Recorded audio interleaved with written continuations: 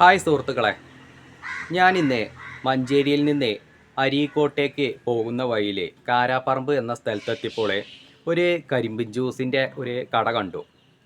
കാരണം നമ്മൾ റോഡ് സൈഡിൽ ഒരുപാട് കരിമ്പിൻ ജ്യൂസിൻ്റെ കടകളൊക്കെ കാണുന്നതാണ്. പക്ഷേ ഞാൻ ഈ കാരാപ്പറമ്പ് വെച്ച് കണ്ട കരിമ്പിൻ ജ്യൂസിൻ്റെ കട ഒരു വ്യത്യസ്തമായ ഒരു കരിമ്പിൻ ജ്യൂസിൻ്റെ കട. കാരണം നമ്മൾ ഒരുപാട് കരിമ്പിൻ ജ്യൂസിൻ്റെ കടകൾ കാണുമ്പോൾ അത് ഒന്നുമില്ലെങ്കിൽ ഒരു വലിയ കുടയുടെ ചുവട്ടിലോ അല്ലെങ്കിൽ ഒരു ടാർപ്പായയുടെ ഷീറ്റൊക്കെ കെട്ടിയിട്ട് അതിൻ്റെ ചുവട്ടിലൊക്കെ വെച്ചിട്ടായിരിക്കും അവർ നടത്താറുള്ളത്.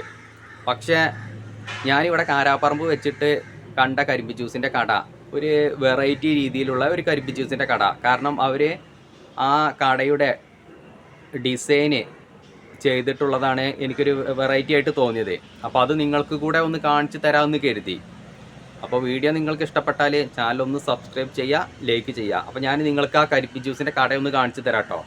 കാരണം ഒരു വെറൈറ്റി രീതിയിലാണ് അവർ ആ കരിമ്പി ജ്യൂസിൻ്റെ കട സെറ്റ് ചെയ്തെടുത്തിട്ടുള്ളത്.